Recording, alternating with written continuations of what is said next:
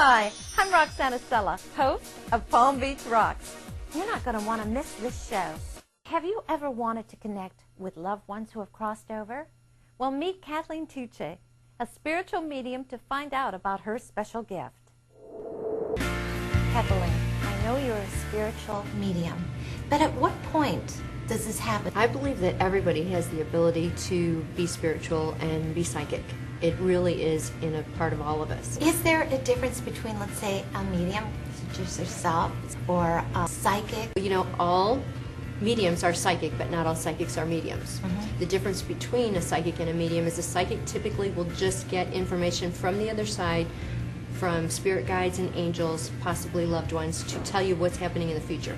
Where a medium differentiates us from, we do have psychic abilities, but we also have the ability to connect directly to those that have crossed over. When you talk about spirits, are there good ones versus bad ones? Oh, there's good people here and bad people here, and there are good people on the other side and bad people on the other side. But typically, if you only ask for good light to come to you, good spirits to come to you, loved ones to come to you that you care about very much, that's what you're going to attract. Like attracts like. You know, I teach a lot of psychic development classes. One of my books does focus just on psychic development.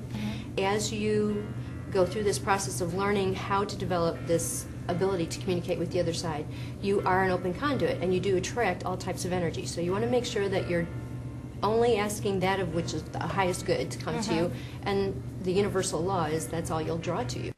Well, what about a sense of humor? If they were funny when they were here in the living, when they come through from the other side, they'll be funny. We hold on to our personalities as we cross over, so your personality is very much part of your soul. So it's really coming out of you then? When I'm communicating with the other side, they will use signs and symbols that I will understand based on what I've learned from my guides.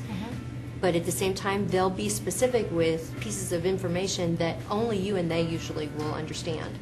I typically won't know why I'm being shown a bus that, you know, had a flat tire on the side of the road in November in the snow, but you will. They'll be really specific with names, dates, birthdays, anniversaries. They go into a lot of family history. So if you're going to go to a medium to get a reading, my best advice is to really study up on your family tree, talk to your other family members that are still living, and find out family history, family stories, because those typically are the types of information that they will bring up. Well, how does it work now when you're doing a group? Squeaky wheel gets the oil. Really? I mean, if they come up and say, I want this one, I want that, I mean, are you able to get to the whole group of people? Let's say you do if a I room have of enough 50 time, people. well, with 50, I would say if I have about 3 hours, I can usually get to hopefully everybody in the room. You can't promise that, of course, because the spirits that are the strongest will push the weaker ones out of the way.